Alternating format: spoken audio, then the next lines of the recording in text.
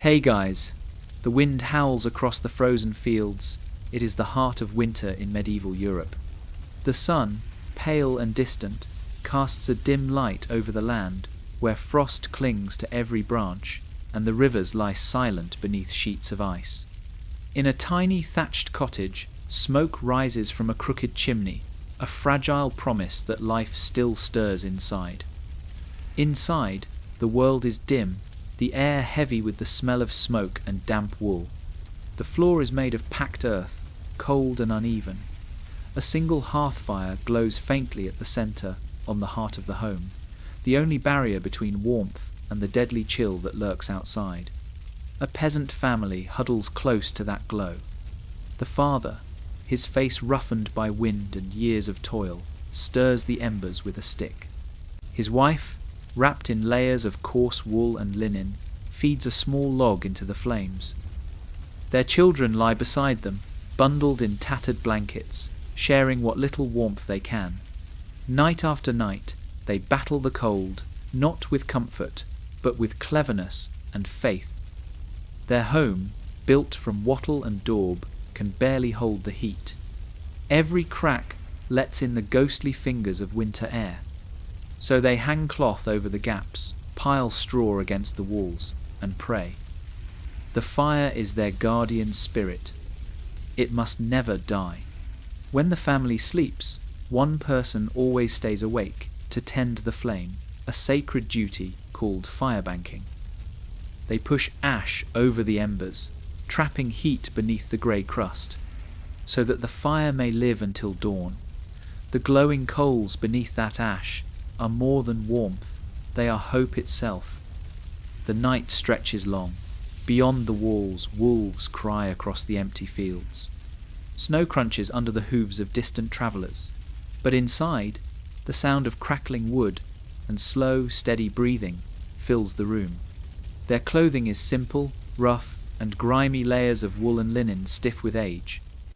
They never wash them, for the dirt and grease act as insulation.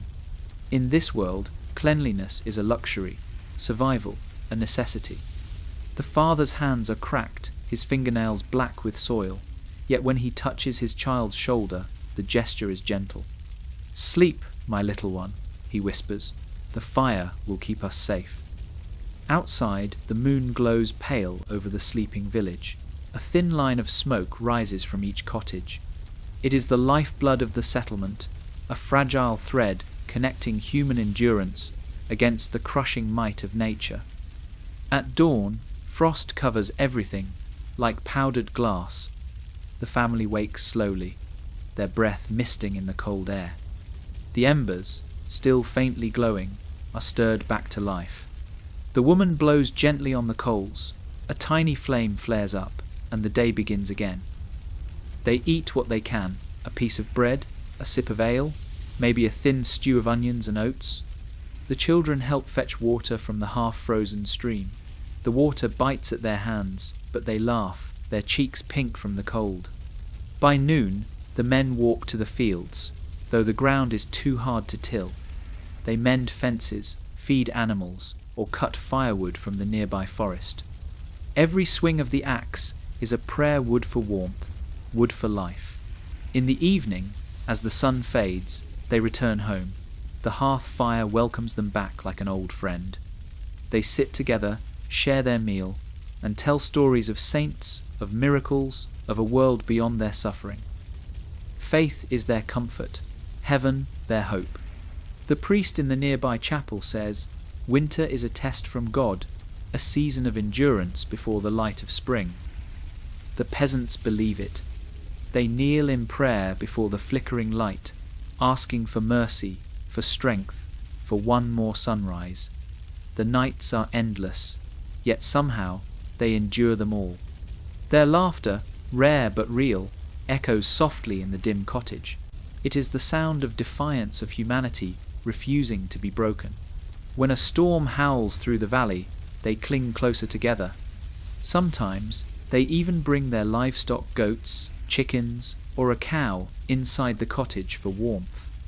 The smell is strong, the space cramped, but the warmth of life fills the air.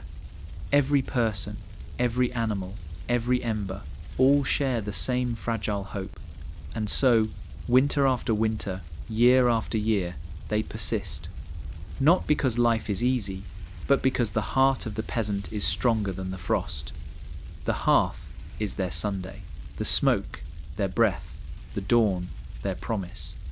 As the narrator's voice softens, the last image lingers, a mother watching the firelight dance across her child's face, whispering a quiet prayer of thanks that, for one more night, they have survived.